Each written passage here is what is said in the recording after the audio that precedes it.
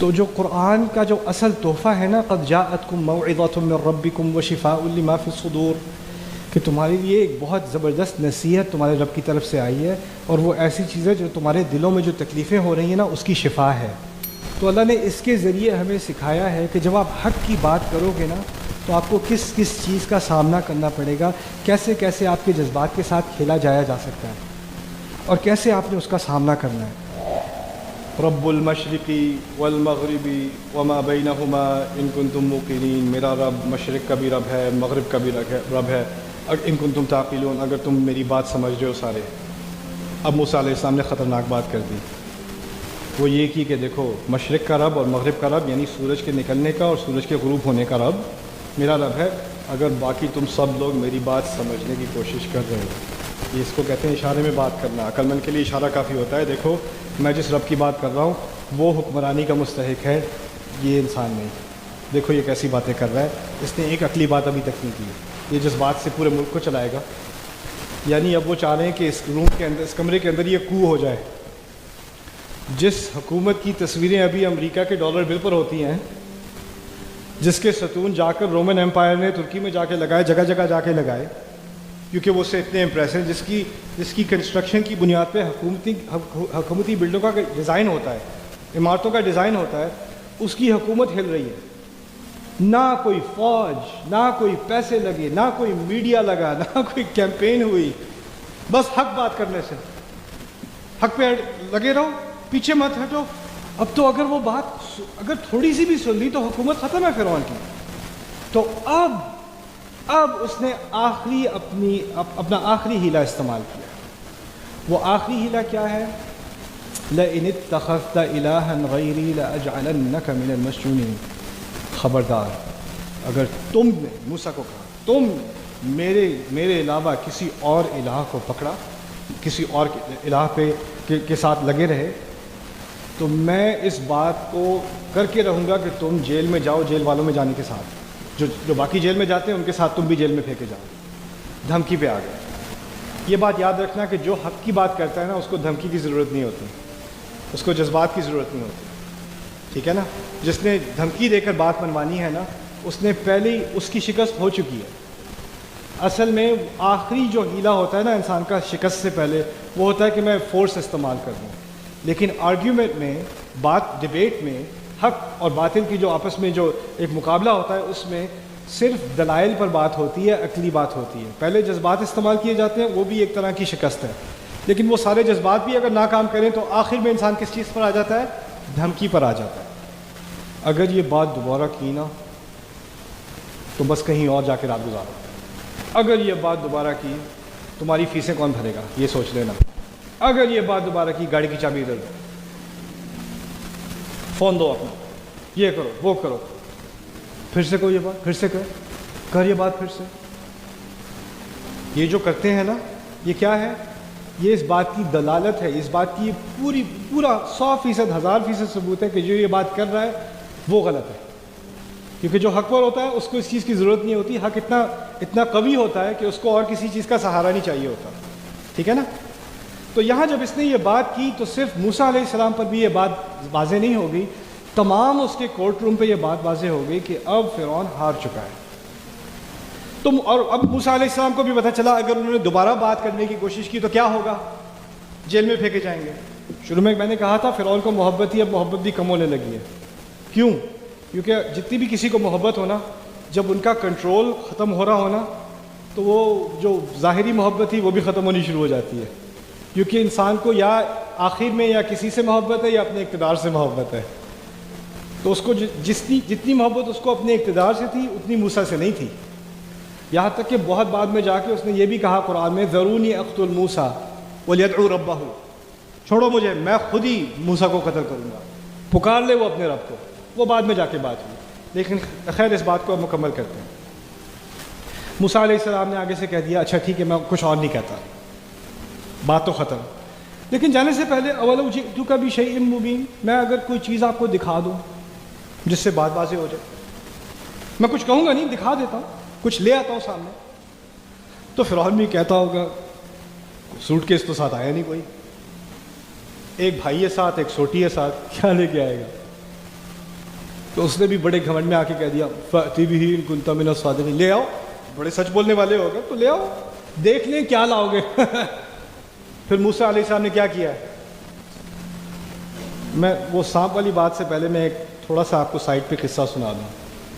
یہ تقریباً بہت سالوں پہلی بات ہے، 1890 کی بات ہے۔ میں عربی پڑھایا کرتا تھا نیو یارک میں۔ تو بروکلن میں ایک پرانی سی بلڈنگ تھی نیو یارک میں، وہاں میں عربی پڑھا رہا تھا۔ اس طرف خواتین تھیں، ایکچولی اس طرف خواتین تھیں، اس طرف مرد حضرات تھے، اور میں کھڑا اسٹیج پہ میں عربی پڑھا رہا تھا۔ پرانی بلڈنگ تھی تو اس میں چوہوں کا مسئلہ تھا۔ تو اللہ کی ایک عجیب مخلوق، ایک چوہا، وہ لیڈیز سائڈ سے نکلا سامنے سے، اور یہاں آ کے وہ کھڑا ہو گیا لیڈیز سیکشن کے سامنے، اور لیڈیز کو جیسے وہ خطبہ دینے کے لیے تیاری کر رہا ہے، وہ آگے نہیں ہلا۔ اور میں عربی پڑھا رہا ہوں، میں نے نوٹ ہی نہیں کیا کہ وہاں چوہا کھڑا ہے، اور یہاں پہ جو مرد ہیں وہ سارے اس چوہے کو دیکھ رہے ہیں اور بڑے خوش ہو رہے ہیں۔ مرد دیکھ کے لگے تو خیر جب میں نے سارے اپنے مرد اسٹوڈنٹس کی آنکھوں کو اس طرف جاتے دیکھا تو میں نے کہا وہاں کچھ تو ہوگا۔ تو میں نے دیکھا تو وہاں وہ چوہے صاحب کھڑے ہوئے ہیں سامنے۔ اب میری نظر وہاں گئی تو جو سامنے لیڈیز تھیں ان کی نظر کہاں گئی؟ وہ چوہے پہ گئی۔ اس دن مجھے اندازہ ہوا کہ عورتیں بھی اذان دیتی ہیں۔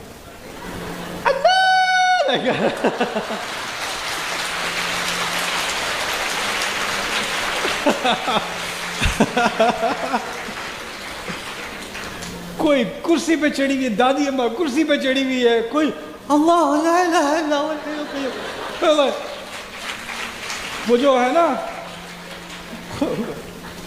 ایک وہ قیامت کا منظر ہے نا، ترى الناس سکارا وما هم بسکارا، لائک آپ دیکھیں گے لوگ شراب پیے ہوئے ہیں لیکن وہ شراب پیے ہوئے نہیں ہیں، نشے میں نہیں ہے، ایسی حالت۔ وہاں قیامت کا دن شروع ہو گیا لیڈیز سیکشن میں، اور وہ چوہا اپنی جگہ سے وہ دیکھ رہا ہے تماشا، وہ اپنی جگہ کھڑا ہے اور وہاں پہ، اور میں بھی کہوں یار، مجھے پھر اسی وقت خیال آیا کہ دیکھیں آپ کو میں نے جاب پکڑائی تھی نا پنکھے والی، اس ہال کے اندر موسیٰ علیہ السلام نے اپنی سوٹی پھینکی ہے، اور اس سانپ کی اس کی تین خصوصیات قرآن نے بتائی۔ پہلی خصوصیت ہے حیّۃ، اذا ہی حیّۃ تسعیٰ۔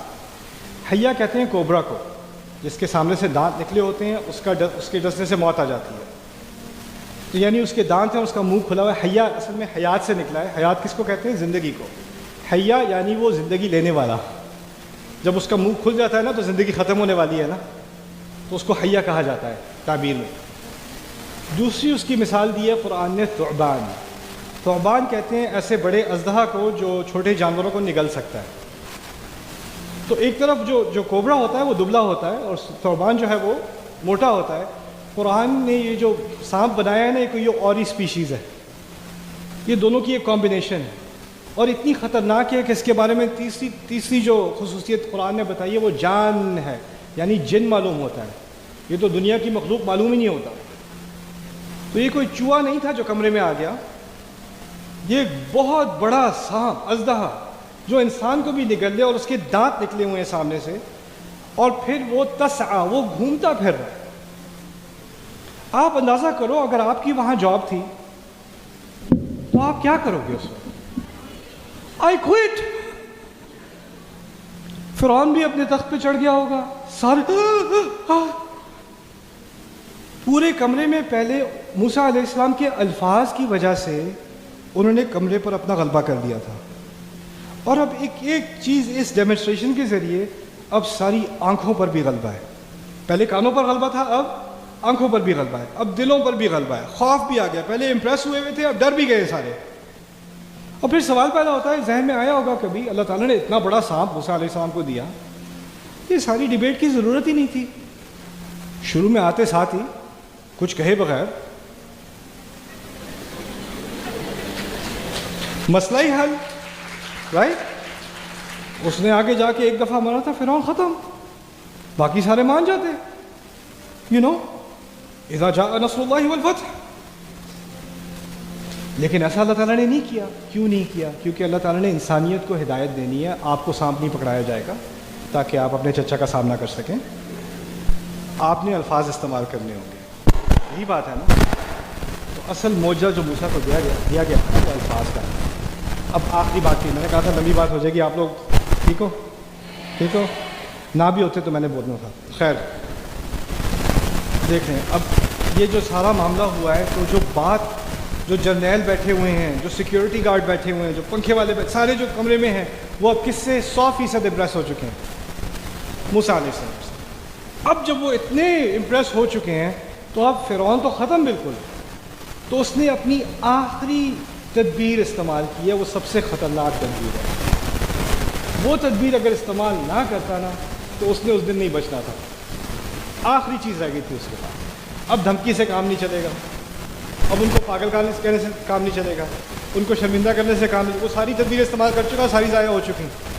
اب اس کے ہتھیار ختم ہوتے چلے جا رہے ہیں, اس کے پاس ایک ہی رہ گیا ہے بس استعمال کرنے کو, اور یہ بڑا عظیم ہیلا ہے, بڑی عظیم تدبیر ہے. یہ تدبیر سمجھنے کے لیے میں آپ کو ایک مثال دیتا ہوں.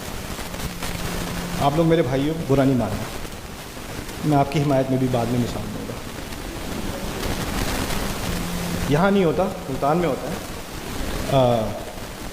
میاں بیوی, شوہر جو ہے وہ بیوی کی قدر نہیں کر رہا, اس سے بدتمیزی سے بات کرتا ہے, اس کی ہر چیز کا مذاق اڑاتا ہے, اسے برا بھلا کہتا ہے. وہ سمجھتی ہے شاید کہ میں بدصورت ہو گئی ہوں اس لیے, تو وہ کوشش کرتی ہے کہ میں ذرا اپنا حلیہ بھی ٹھیک کر لوں, شاید کچھ بدل جائے گا. تو وہ پھر میک اپ کرتی ہے, اچھے کپڑے کرتی ہے, بال ٹھیک سے کرتی ہے, ان کا فیوریٹ ڈنر بناتی ہے, کینڈل لائٹ لگاتی ہے, بچوں کو جلدی سلا دیتی ہے. وہ آفس سے تھکے ہوئے آتے ہیں, وہ اپنی اینک بھی اتار دیتی ہے بیوی. پھر دروازہ کھولتی ہے, شوہر اندر آتا ہے, شوہر دیکھ کے کہتا اینک اتارنے سے اچھی لگنے لگو گی. تو وہ آگے سے کہتی نہیں, اینک اتارنے سے آپ اچھے لگتے ہیں. خیر وہ ہر طرف بات چلی گئی. میں تو جو بیوی ہے وہ اپنی سہیلی سے بات کر رہی ہے, تو میری بات کو اگنور کرتے ہیں, مجھے ہر وقت انسلٹ کرتے رہتے ہیں, میری کسی چیز کی قدر نہیں کرتے, اور یہ سالوں سے چل رہا ہے, مجھ سے نہیں رہا جا رہا, مجھ سے نہیں رہا. وہ سہیلی سے بات کر رہی ہے, سہیلی کہہ رہی ہے آپ اس کو کنفرنٹ کریں, آپ بات کریں, اور کہتی آج میں بات کر کے رہوں گی. تو اب وہ دروازہ کھولا تو شوہر جو ان کا ہے وہ آئس کریم لے کے کھڑا ہوا ہے. وہ جنگ کے لیے تیار, وہ آئس کریم لے کے, یہ دیکھو میں کیا لے کے آیا ہوں, یاد ہے یہ والی آئس کریم. اور وہ جو ابھی تیار تھی, اس کے ہاتھ میں تلوار تھی, وہ بھی کہتی ہے مجھے یاد ہے.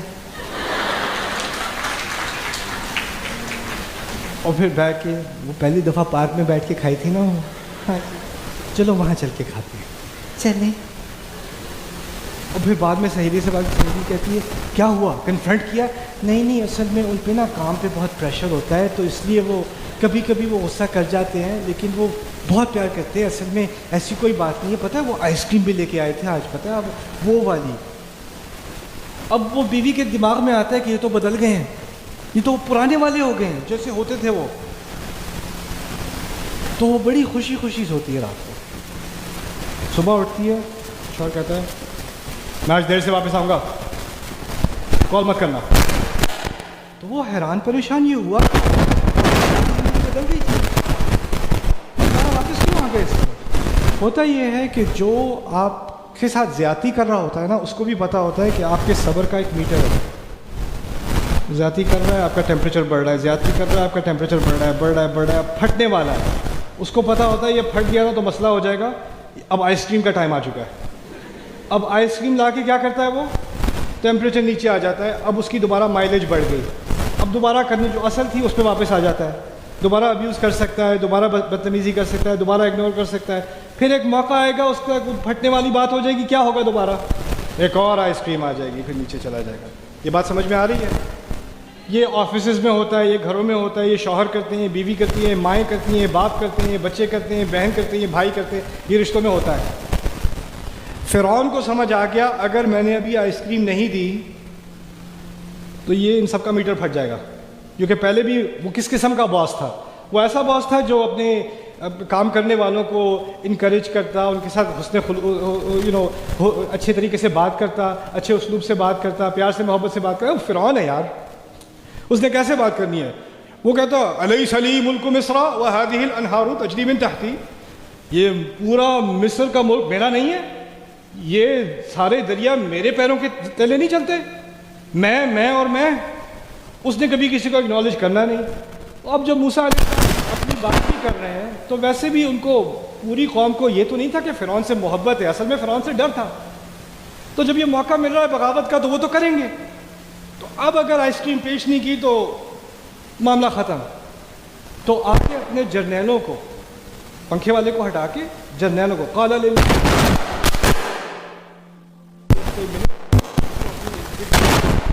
وہاں سام چل رہا ہے، ارد گرد بلا کے کہتا ہے ان ھذا لساحر علیم، یہ بہت ہی زبردست قسم کا بڑا علم والا یہ جادوگر ہے. یرید ان یخرجکم من ارضکم بسحرہ فماذا تأمرون، یہ چاہتا ہے کہ تم کو تمہاری اپنی زمین سے نکال دے، تو تم بتاؤ میں کیا کروں. یہ تم کا لفظ جو اس نے استعمال کیا ہے نا، اس نے زندگی میں کبھی استعمال نہیں کیا. ہمیشہ کیا لفظ استعمال کرتا ہے؟ میں اور میں. جب اس کی حکومت گرنے والی ہے نا، میں تو تمہارے لیے کر رہا ہوں، اپنے لیے تھوڑی ہے. تمہیں تمہاری زمین سے نکال دے گا اور مجھے تمہاری بات کی بڑی ویلیو ہے. تم بتاؤ میں کیا کروں، تم مجھے مشورہ دو. اور جس نے ساری زندگی جس کی قدر ہی نہیں کی گئی، جس کو جانوروں سے بھی کم رکھا گیا ہے، اس سے کوئی آ کے ایک دفعہ اس کو قدر کر دے تو وہ کیا ہوتا ہے؟ جی ہاں میں بتاتا ہوں سر، میرے پاس ایک آئیڈیا ہے. جگہ جگہ سے نا اور جادوگر وہ ہم سارے لے کے آتے ہیں. وہ اس نے یہ تدبیر اس لیے نہیں دی کیونکہ اس کو بڑی خواہش تھی کہ فرعون کی حکومت رہے. اس کی زندگی میں پہلی دفعہ اس کو ایکنالج کر لیا. اس کو ایکنالج کیا تو اس کو ایک دم سے اس کو میں بھی کوئی چیز ہوں، میری رائے کی بھی کوئی حیثیت ہے. رسول صلی اللہ علیہ وسلم کو حکم دیا گیا تھا وَشَاوِرْهُمْ فِي الْأَمْرِ، اب مشورہ کیا کریں فیصلوں میں. ان پہ تو وحی آ رہی ہے، ان کو مشورے کی ضرورت نہیں ہے. وہ جو فیصلہ انہوں نے کرنا ہے صلی اللہ علیہ وسلم، وہ مشورہ اللہ کی طرف سے آ رہا ہے. لیکن ان کو بھی کیونکہ دلوں کو اکٹھا رکھنا ہے نا، تو دلوں کو اکٹھا رکھنے کے لیے آپ سنسیئرلی لوگوں کی رائے لیا کریں. وَشَاوِرْهُمْ فِي الْأَمْرِ، پھر آخر میں آپ فیصلہ کیا کریں. لیکن ہمارے گھروں میں، ہماری سوسائٹی میں، ہمارے خاندانوں میں جب ایک ڈکٹیٹرشپ بن جاتی ہے نا، کیوں نہیں کرنا یہ؟ میں نے کہا اس لیے نہیں کرنا. یہ نہیں ہوگا. کیوں نہیں ہوگا؟ میں نے کہہ دیا اس لیے نہیں ہوگا. آپ سمجھا دیں، یہی سمجھنے کی ضرورت ہے تمہیں کہ میں نے کہا ہے، میں.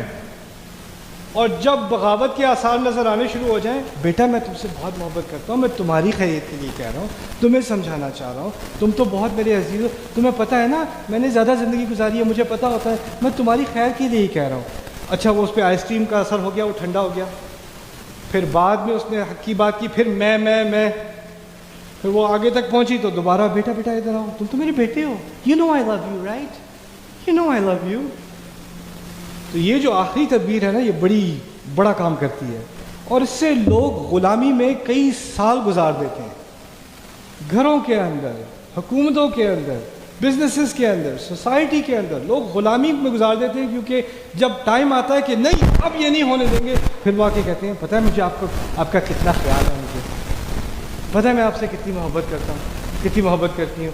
تو پھر انسان پہ دوبارہ اثر ہو جاتا ہے، نہیں یہ واقعی محبت کرتے ہیں. کچھ خرابیاں ہیں لیکن ٹھیک ہے. کچھ لیڈیز میرے پاس آئیں، کہتی میرے شوہر مجھے مارتے تو ہیں لیکن اچھا بھی کرتے ہیں، عید پہ نا وہ اچھے تحفے بھی دیتے ہیں، تو پوری طرح تو برے نہیں ہیں نا، ایسا بھی نہیں ہے. تو میں کنفیوز ہوں، میں کیا کروں؟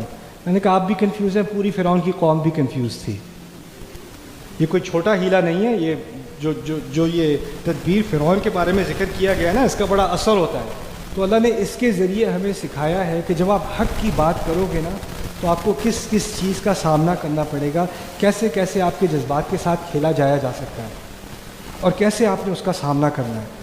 میرا بنیادی مقصد پاکستان میں آ کر تھوڑے سے دروس قرآن یونیورسٹیز میں کرنے کا یہ تھا کہ میرا اپنا ایک اسمپشن ہے، میرا اپنا جائزہ، وہ پہلے اپنے بارے میں ہے پھر آپ کے بارے میں. میرے بارے میں یہ ہے کہ ہم نے قرآن کو انڈر ایسٹیمیٹ کیا ہے. قرآن میں جو بات ہو رہی ہے، جس سے ہمارے دلوں کو، ہماری روحوں کو، ہماری عقلوں کو جو آزادی ملتی ہے، جو تسکین ملتی ہے، اس کی روشنی سے جو زندگی میں جن مشکلوں کا ہم سامنا کر رہے ہیں، ان کا سامنا کرنے کی جو ہدایت ملتی ہے، ہم نے سمجھ لیا کہ وہ باتیں تفسیروں میں لکھی جا چکی ہیں، وہ جو پڑھنے والے ہیں وہ پڑھ لیں، باقی بس نماز پڑھو، روزہ رکھو، یہ کافی ہے تمہارے لیے۔ تو جو قرآن کا جو اصل تحفہ ہے نا، قد جاءتکم موعظۃ من ربکم وشفاء لما فی الصدور، کہ تمہارے لیے ایک بہت زبردست نصیحت تمہارے رب کی طرف سے آئی ہے، اور وہ ایسی چیز ہے جو تمہارے دلوں میں جو تکلیفیں ہو رہی ہیں نا، اس کی شفا ہے، وہ شفا ہے۔ ہم نے اس بات کو سمجھا نہیں، جانا نہیں کہ اس قرآن میں بات کیا ہو رہی ہے، اور وہ میری زندگی میں کیا چیز لا سکتی ہے، کیسے میری زندگی میں کانفیڈنس لا سکتی ہے، کیسے میری زندگی میں خوبصورتی لا سکتی ہے، میرے رشتوں کو بہتر کر سکتی ہے، میری زندگی میں جو چیلنجز ہیں اس کو سامنا کرنے کی پوری مجھے ہدایت دے سکتی ہے۔ کیونکہ ہم نے اس چیز کو، میں نے بھی، آپ نے بھی انڈر ایسٹیمیٹ کیا ہے۔ میری امید یہ ہے کہ اس ٹورز کے ذریعے اور آپ لوگوں سے ملنے کے ذریعے میں اس چیز کو دوبارہ آپ کے اندر اجاگر کروں، اور ہماری قوم ایسی ہو، ہمارا ملک ایسا ہو کہ دنیا جہاں کے سارے مسلمان دیکھیں قرآن کے ماننے والے یہ لوگ ہیں، قرآن سے محبت کرنے والے یہ لوگ ہیں، دیکھو انہوں نے قرآن کے ساتھ کیا کیا ہے، اس کی تلاوت تو ہو رہی ہے الحمدللہ۔ اور یہاں پہ لوگ شکایت بہت کرتے ہیں، دیکھیں بچے قرآن پڑھ رہے ہیں لیکن سمجھتے نہیں ہیں، دیکھیں یہ ہو رہا ہے، یہ نہیں ہو رہا، شکایت شکایت شکایت۔ شکایت میں بھی، ہر شکایت میں بھی ایک موقع ہوتا ہے۔ اگر ہمارے ہاں ہزاروں لاکھوں بچے قرآن پڑھ رہے ہیں تو یہ ایک بری بات نہیں، یہ ایک اچھی بات ہے، بس اس میں ایک مزید اچھائی کی، اضافے کی ضرورت ہے۔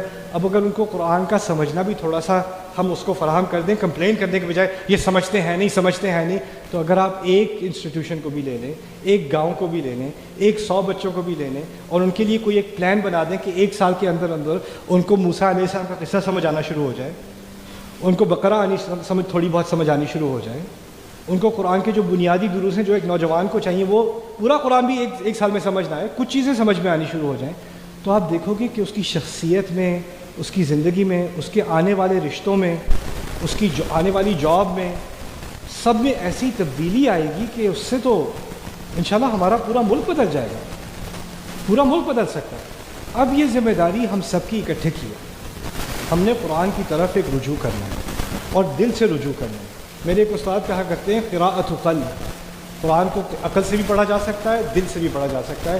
ہماری قوم کو اب اس چیز کی ضرورت ہے، مجھے اور آپ کو، کہ ہم قرآن کو اب دل سے بھی پڑھیں، عقل سے پڑھنے کے بعد اب ہم اس کو دل سے بھی پڑھیں۔ اللہ تعالیٰ ہمارے دلوں میں قرآن کی محبت ڈالے، اور قرآن کی ہدایت کو ہمارے گھروں میں، ہمارے اپنے اندر، ہمارے گھروں میں، ہماری سوسائٹیز میں، ہمارے بازاروں میں، ہماری حکومتوں میں، سب میں لے کر۔ بارک اللہ لی و لکم۔ السلام علیکم ورحمۃ اللہ تعالیٰ وبرکاتہ۔